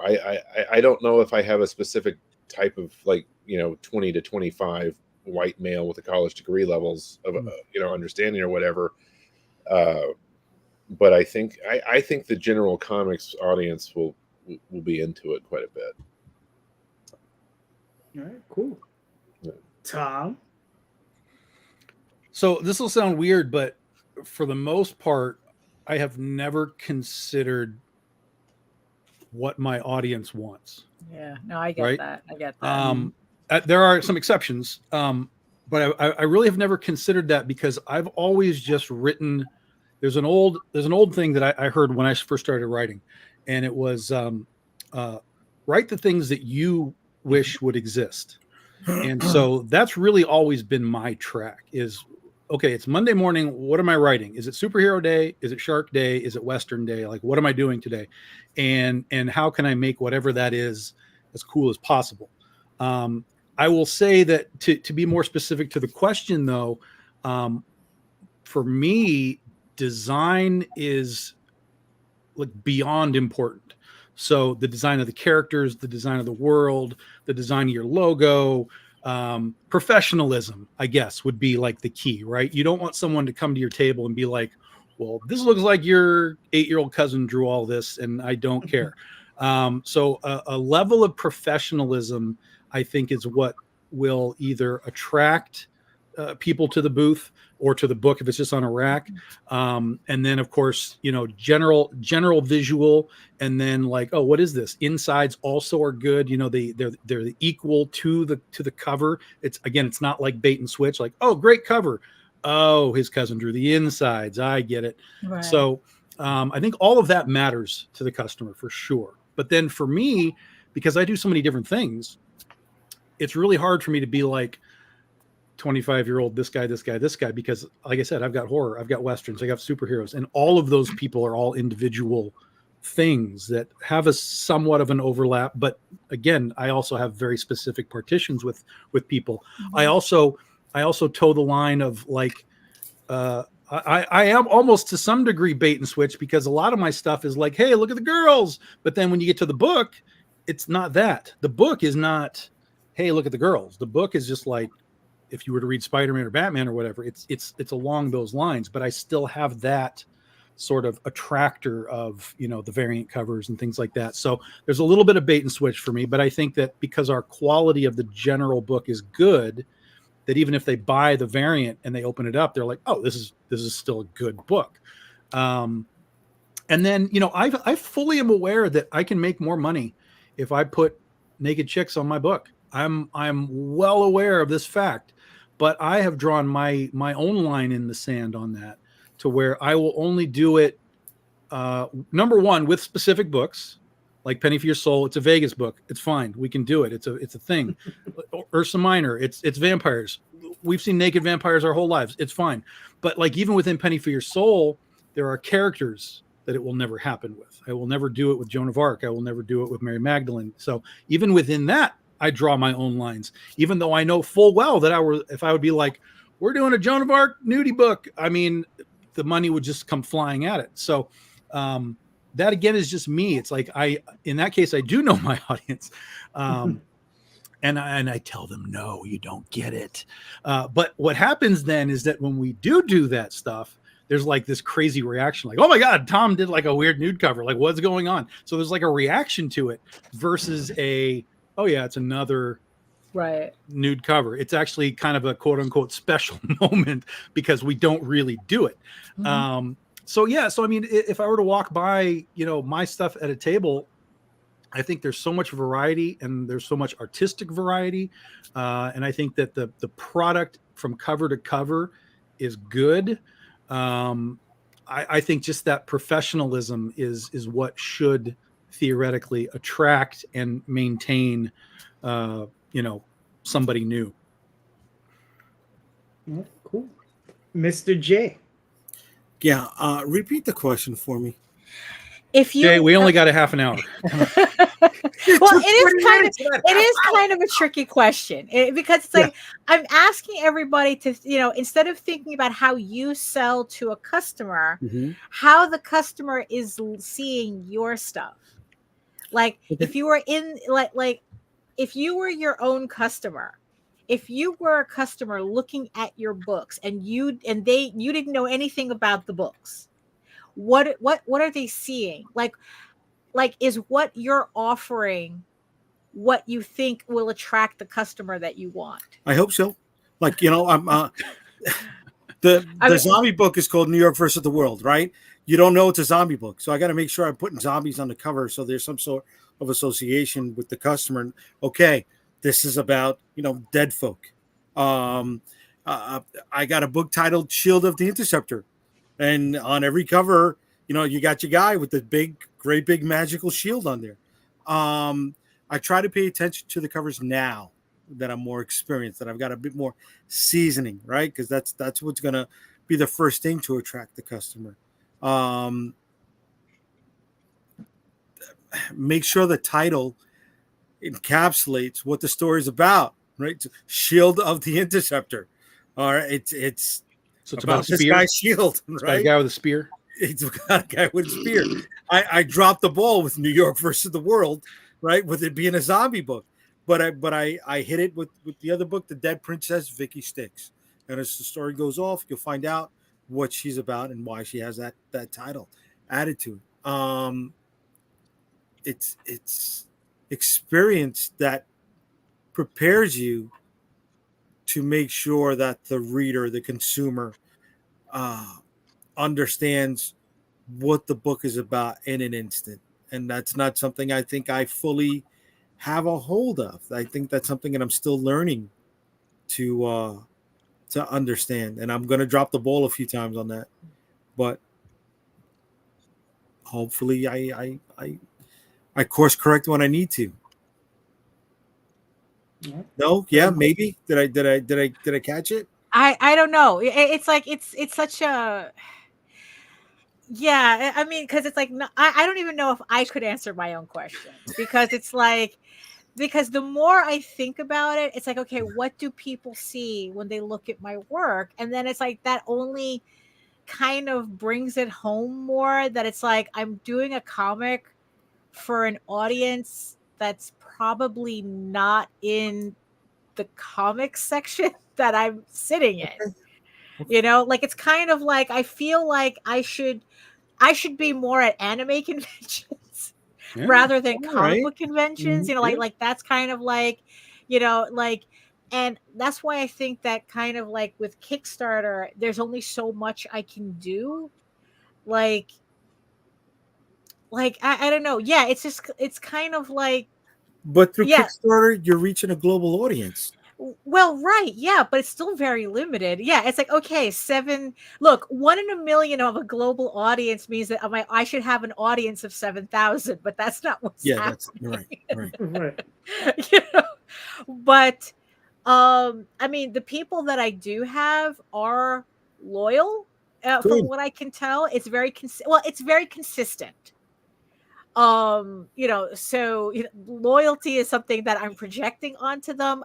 I'm okay with consistent, where it's like I get the same 150 people coming back with each campaign. I'd kill for the same 150 people coming back to the same campaign. But the thing is, though, it's like all the marketing that I'm able to do right now, it's like kind of makes me wonder. It's like, is the larger audience that would be interested in my book, are they even here? You know, so that's kind of like when I heard this creator talking about how artists don't know, like they don't know how to use social media because they don't understand their own audience that they're selling to. Like an example, like she says that you know, like, you know, Kara as a platform for artists is meaningless to the audience you are trying to attract on Instagram, because the average person doesn't give a shit about things that are very specific to artists. Like, oh, this is a watercolor painting, this is a gouache painting. No, the average audience wants to know, does this piece match my couch? Right? What color scheme does this have? You know, or it's like, you know, like if you say like, oh, hashtag fantasy, that's way too broad of a category. Like, even if you do something like hashtag comic books, for us, it's way too broad of a category, because just because a person likes comic books doesn't mean they're interested in what you have. So technically, targeting towards a generic comic book fandom is not doing you any favors, because your net is, you're not really targeting an audience that's interested in what you have. It's too generic. So that's kind of like what this kind of like got me thinking, you know, that it's like, okay, then what should we be doing? Like how do customers look at our stuff? Yeah, I think we've talked about this on the show many times. I think that you use Kickstarter and you don't get rid of it, Right. but you have to, going back to Jay's, sales funnel, you have to create awareness in other places. Right. Yeah. And like you said, like anime cons and things like that. I know a lot of people that have done anime cons artistically and they've done very well with it. And I've branched out and done like horror cons and just brought my horror stuff there. And that's the reason why I'm also looking at fantasy novelists and seeing like what kind of environment that is. And, you should be at like Ren fairs and stuff. Right, exactly. You know, like things like that, you know. That sometimes I think we hyper focus too much and then we miss kind of like the broader picture or what maybe might be, which might be the broader picture for us that we're not noticing because we're so busy hammering the same audience that we're just used to. Yeah, in our brains, we're making comics, so we need to go where the comic people are. Right. But individually, the books themselves can have their own pockets of influence. Right. Like I get invited to an Oz convention fair every year. Yeah. And I'm breaking down those folks. And that's right. I mean, it's like, that I found very interesting too, where it's like, you're at an Oz convention, and mind you, it was very obvious you were enjoying the hell out of being there. So it's like that. But that's not necessarily an audience that you'd associate with comics. Right. But you went anyway to scope it out. Well, I think he's doing a little bit more than scoping it out. He's been going for a few years, so he's making some money at the show. Yeah. So, I mean, it's a little bit beyond scoping it. It's continued to grow and grow and grow. And we did a couple of new things this year to kind of get the people from the museum to know a little more about us, which seemed to work. Right. And we're gonna escalate that next year. But I think also if you get into those hyper pockets, a lot of times you're going to find that those people in those pockets are going to be really enthusiastic about what you're doing. Like, how do I put you in front of all of these people's faces, in this pocket as much as I can? So, whereas if you go to Comic-Con, you're just another creator. And if you don't buy the booth, someone else is going to buy the booth. And also there's a very particular audience that goes to Comic-Con. Sure. And if I'm already suspicious that audience is not the audience that I really should be selling to, I'm kind of like painting myself in a corner. Well, you've already put yourself in a bad place because you've already set yourself up for failure. Because you've already established in your own mind that you're going to a place that's not going to be conducive for your work. Right. So you've already set yourself up for failure. Well, but the thing is, though, we've been to plenty of conventions where that's been the case. Where I'm not saying you're wrong. I didn't say you were wrong, but I'm just saying you're going in with the wrong attitude. Well, right. Well, which only tells me that should not be the convention I go to. Right. But you won't learn until you try it, right? Right. And then sometimes what you may think is the perfect stepping out my zone may backfire on you, right? Right. Yeah. You may do because you got trading cards, you may say, oh, let me go do the sports card show because I want them to buy the cards which are associated with my books, and they blow up in your face. But Tom may do a toy show and bring the Critter figure there, right? Doing gangbusters with the Critter, and that could translate, to sales further down the line with the comics. Or same thing with you guys with the Tall Tales figure, right? Well, will it? I don't know. Maybe. Yes, no, until you try. I mean, the thing is, the opposite could happen. Tom could go to the toy convention and not sell any toys. Right. But might sell a ton of. He might sell a ton of trades. Right. Wow. Yeah. Right. Okay. Because it's something different. He could have been one of the few. Yes. Right. Yeah. Right. Yeah. Understood. Understood. Well, it's like Pat Shand. He's been taking his cheeky comics to adult conventions. Yeah. So duh. I mean, obviously, but clearly he's probably more than likely the only comic book producer in that entire adult con. So he is the unique item that no one else is doing. So it's good. Mm-hmm. Adult Are- Con? Is I'm that sorry, Justin. Go ahead. Adult Con? Is that what I think it is? Yeah. Yeah. All right. Yeah. Sometimes There's there's one specific creator doing those types of books, and he just took his books to those shows, and he's doing well. How about there was a guy in New York Comic Con for years that would just come with one book, How to Roll a Blunt. Oh, It's- that guy. Oh yeah. Yes. And Yeah. every year he was there, and every year he was selling out. And every year he'd bring more units, Mhm. and then he'd still sell out. Well, Yeah. you're in New York City. The demographic for that consumer is here, and they're Mhm. buying comic books at the same time.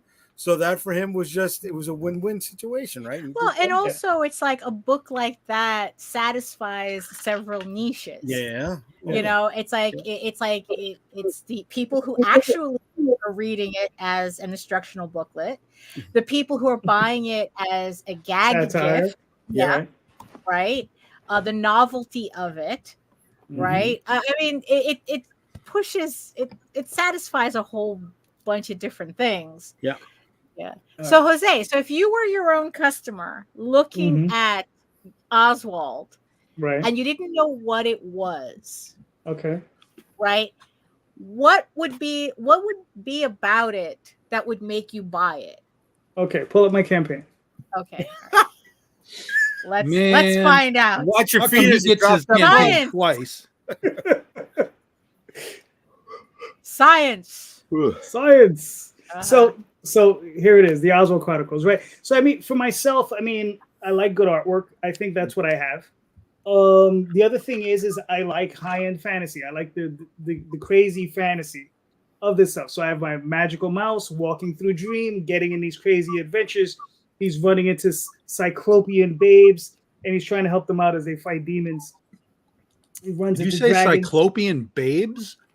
Babe, singular. Because babe. Jose can't Kids, say kid baby. babe, not babes like No, babe, Oh, as in yeah. baby. not babes like, Like babe. critter, like No, no, critter and her babe friends. is- No.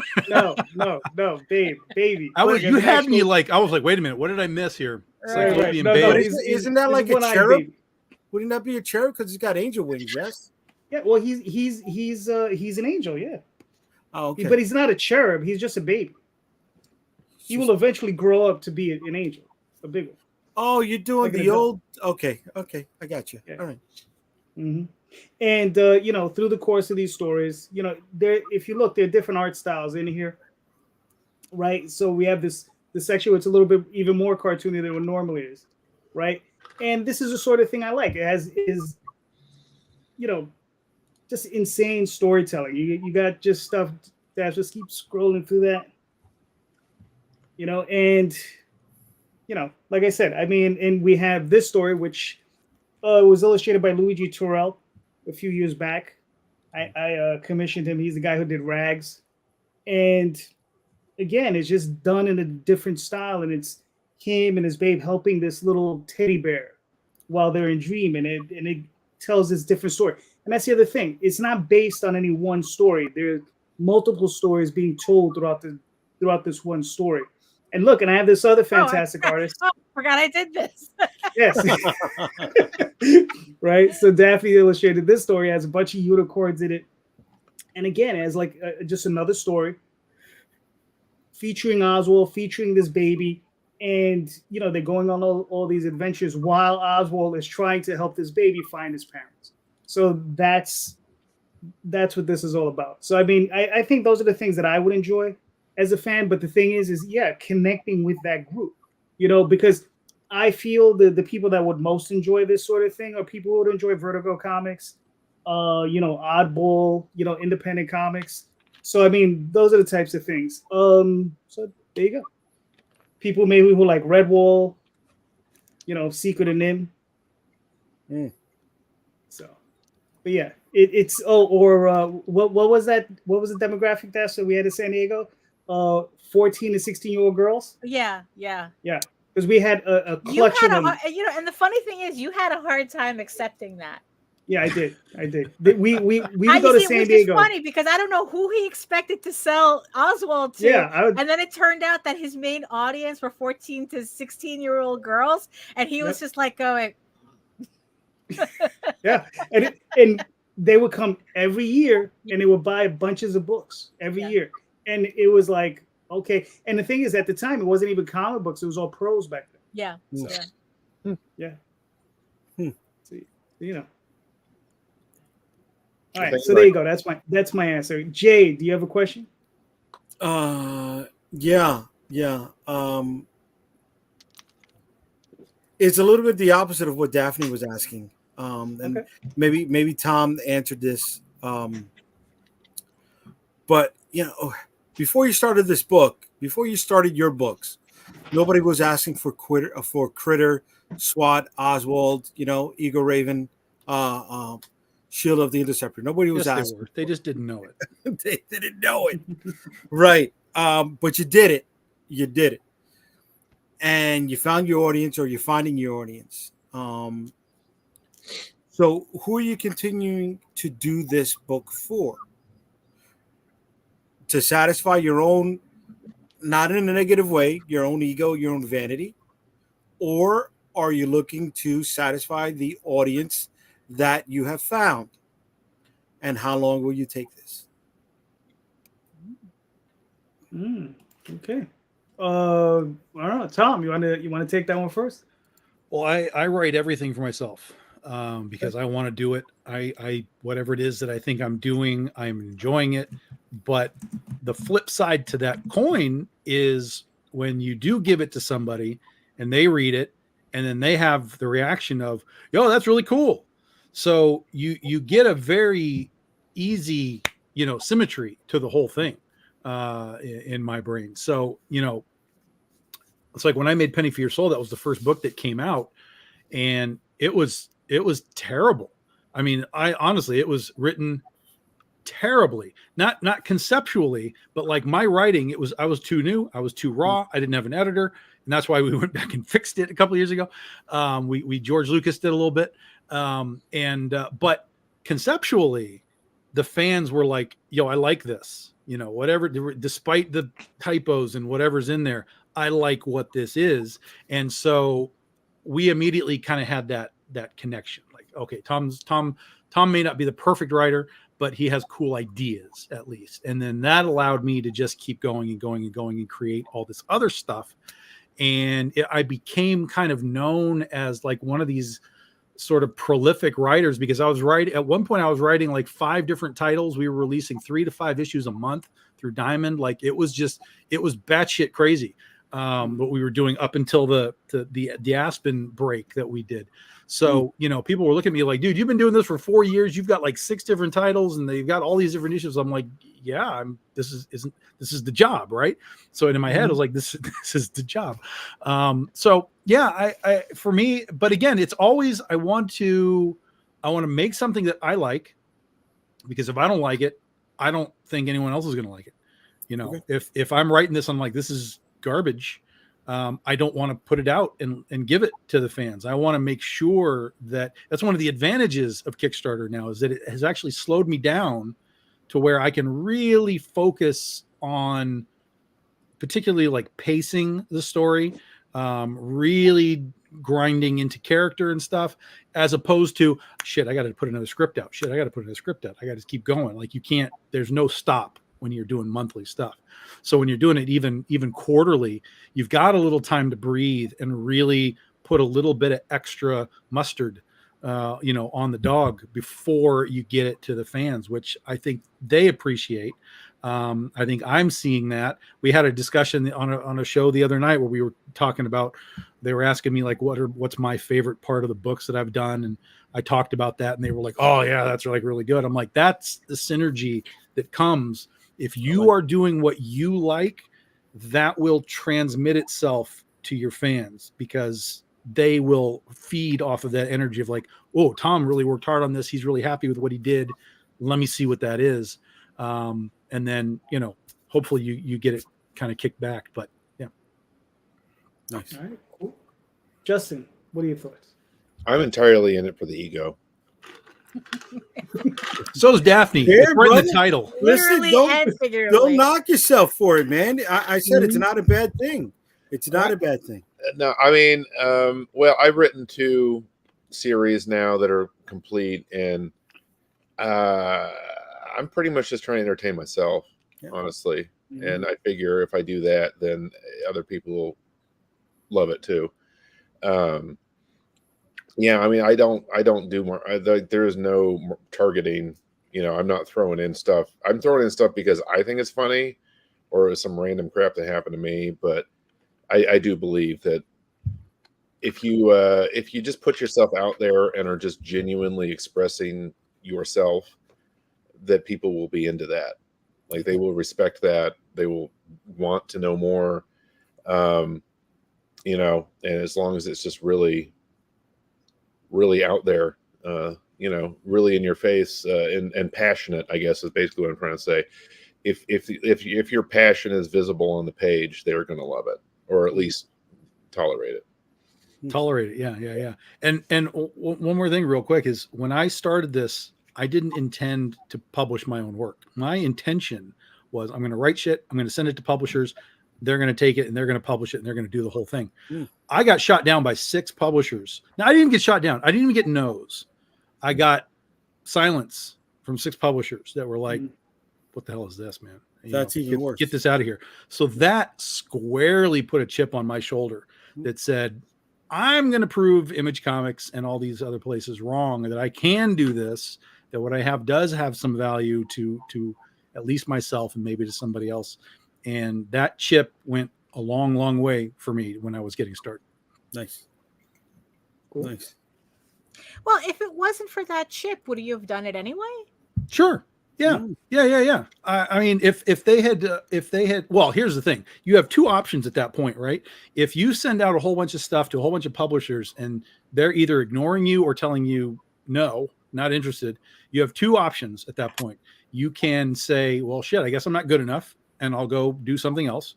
Or you can say what I did, which is, screw you guys. I'm taking my ball and going home, and I'm going to play with it however I want to. And I'm going to bring my own team back. And that's what we did. I was like, screw it. Let's figure out how to put this stuff in Diamond. What does all this mean now that I have to learn? And that's what we did. And, you know, Penny for Your Soul was a hit. Critter followed. Oz was right after that. And we were off to the races. So, you know, there's a lot of talk about people trying to find publishers for their books and stuff like this, you know, lately. I'm like, you know what? That might have been the 80s and the 90s, man. But now there is nothing that a publisher can do for you technically that you can't really do for yourself. Obviously, if you can get in with Image, there's value there, right? There's value. Certainly. I'm not saying no. Yeah. But even if you go in there, you're still doing all your marketing. You're still going to your own Comic-Cons. You're still doing your own live feeds. You're still doing all of this yourself. So don't get hung up on the idea that a publisher doesn't want you. Just see if you can figure out why. And if you can or can't, it's kind of irrelevant. Make that decision for yourself. Okay, these guys didn't want me. How do I create a book that the fans are going to want? And you have crowdfunding now at your fingertips, which didn't exist when I started doing this back in the day. You know, we just had to throw money at the problem. Take some more money. So, you know, now you can have direct customer access versus fighting the distribution, fighting for a retail store to, you know, give you some shelf space. The customers are literally around the world, and you don't need a publisher to be your own publisher, basically is the gist. Is there more work? Yes, 100%. There's more work. There's no getting around that, but it's all you get to make the decisions. It's your books, it's your artists, it's your methodology, it's your connections that you make at Comic-Cons that you can, you know, get invitations to and so on. It's the stores that you make. I still sell to stores. I'm not in comic book stores other than the stores that want me, and I deal direct with them. They're like, hey, what's the new stuff? I'm like, there's the new stuff. So you can do all of it at a lower scale, you know, by yourself. Daphne, what are you thinking? Definitely, I do it all for myself. It's a lot more fun to share it with people. But in the end, nothing I do, I technically do for an audience. I guess that's why I'm having an existential crisis about it, but not really. Because the story is exactly the way I want to tell it.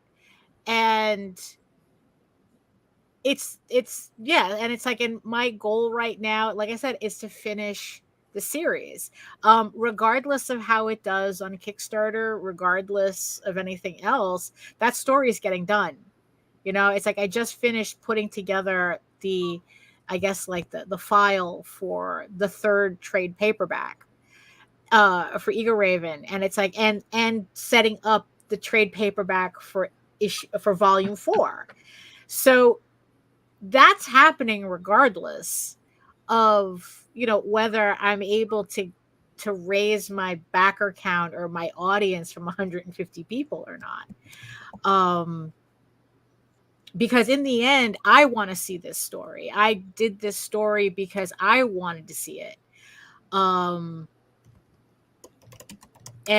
that's pretty much the only thing that keeps me going, is that I want to see it. The audience is not really a factor. I mean, it only becomes a factor when a Kickstarter is involved. But while I'm doing the book, I'm not thinking of an audience. So, but if they like it, the people who like it. And that's, in the end, all I can really hope for. Yeah, that's what, and that's kind of like, yeah, that's like, yeah, I'm not the catery type, it's like I'm just doing the story just because I want to. You have it on the cover. It says Ego. Yeah. it's on the cover. Yeah. Well, yeah, because the name was originally, because it's like Eagle Raven started off as a mascot for my website. Mm-hmm. So it started out literally as Alter Ego. And then it's like and then once I got involved with ElfQuest fandom, then there was like this whole name thing I was playing around with. And then it just turned into Ego Raven. But yeah, originally Ego Raven, the first part literally is ego. Mm-hmm. So it's in the title. There you go. In the title. Even though I had to make up an in-story explanation for the actual name. So you're telling us that this is just ElfQuest fan fiction? Absolutely. Is this the Twilight of ElfQuest? Is that what you're telling us? It's ElfQuest and She-Ra. Oh, okay. Oh, very nice. Okay. There you go. You can tell. It's like, okay, I write for 14-year-old girls. Nice. All right, cool. For myself, it's always I've said it before in the past. I mean, I've always write the stuff for myself, and I just share it out with people. Yep. Yeah, and it's basically just to entertain myself. I mean, that's the only reason I write these stories. There's porn for that. Well, I've done that too. Yes. So yes. And I'm going to be sharing. And those books go for $200 on eBay. That's right. That's right. Yes, those books are expensive. Yeah. But they will be re-released soon, sometime in the future, not too long from now. But it's all about it's about just putting out a type of story that hopefully stories that I enjoy, and then hopefully I can share with other people that they'll enjoy as well. So that's always been my thing with the Oswald Chronicles, because the way it started was, when I started it, is I was working professionally as a writer, writing porn. These were adult comics that I did back in the day in the 90s, and I would write porn. Yeah, that's what I was doing. I was writing comics. I mean, what do you want? I could have flipped the burger, or I could have wrote storyboarding porn, maybe. I don't know about this writing stuff. No, he actually got credited for how well the story is. Oh, damn! For actually adding a story. Nobody watches porn for the story. No. For the story. That's what they would tell him. I mean, he would get the strangest compliments. I really would. It was very bizarre. But what happened is I would write the scripts very fast, and then I was left with a lot of dead time because it was my only job. Is how I was.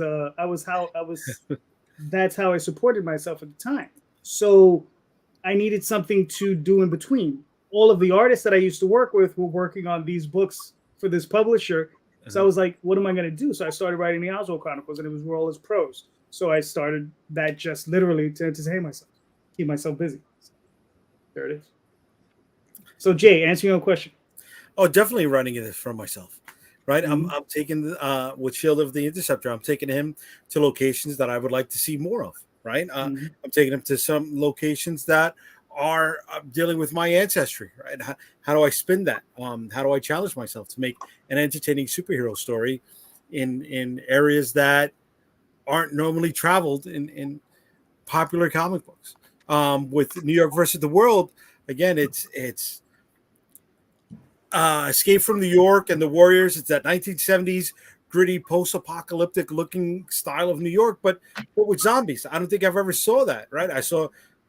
Did that kind of movie come out? I don't know, but that's my play off of it.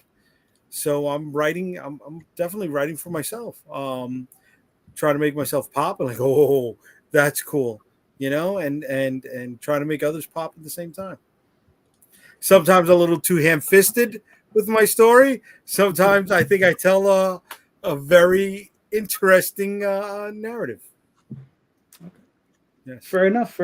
All right, lady and gentlemen, we made it to hour 2. We made it to the end of the show. So thank you so much for being here. You guys and the lady were all fantastic. So Tom, please first let everybody know where they can find you and your work, sir.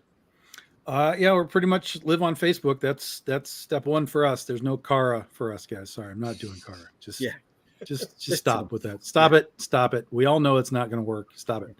Well, no, that was her criticism that everybody think, oh, it's going to kill it. No, it's not going to kill Instagram. No. It's not. No, it's not. We've had more than enough of these mass exoduses over the last few years. It's ridiculous. It just doesn't mean anything. So we're primarily on Facebook, but we are on Twitter, we are on Instagram, we are on Patreon and TikTok and all that kind of stuff. But everything kind of starts for us on Facebook and then filters out from there. But if you want to get in on the sort of the creation aspect of Big Dog Inc., that's what we do on Patreon.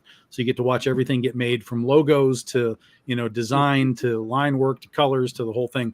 Everything kind of gets made in the background, and all of our Patreon folks get to watch that happen. So if you're into that part, come join us. All right, cool. Justin, where can they find you and your work, sir? I rejoined Facebook, so you can find me there under Justin Koch. There's not too many Justin Kochs. There's the head of the New Zealand Sheepherds Association was named Justin Koch. He's dead now. There was a horse in Vancouver in the 90s that was named Justin Koch. But other than that, it's pretty much just me. Justin Koch on Blue Sky, and then Justin Koch 6161 on Threads. My social media game is pathetic, but we're starting out, I guess. So, all right. At least you got to start somewhere, right? Yeah. I hate it, but we should just hire marketing people. That's the answer to most of these problems. We should just hire someone to do it for us. Even then. Even then. Yeah, we know marketing people. Industry. Yeah. In the end, nobody can be a cheerleader, as big of a cheerleader for your work, bigger than you can. Yeah. Although we can try. Well, we can try, yes. Yeah. Mr. Rosario. My wife is not even my cheerleader. She's Daphne's cheerleader. That sucks, dude. That's because she likes Daphne. She does. Hey. I don't know what she's doing with you. I've screwed up. So, Jay, where can they find you your work? UnstableComics.com. All of my social media links can be found on there.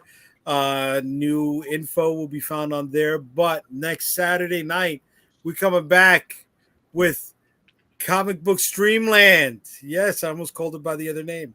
After the long hiatus, which was supposed to be a 2-week hiatus, which turned into a 2-month sick, I'm almost dead hiatus.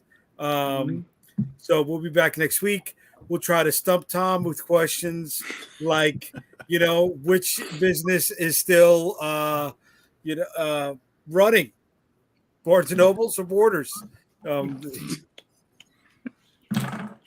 No one reads books, Jay. No one reads books. Apparently, you know.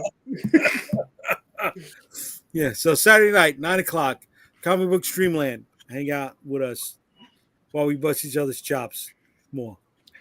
All right, cool. Daphne, where can they find you? Your work? You can find me at my portfolio site at egoworks.com, EGOWORKS, because it's all about that.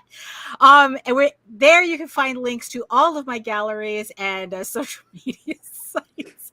But I mostly post to Facebook if you're interested in seeing sketches and current work in progress updates and whatever live updates I may have.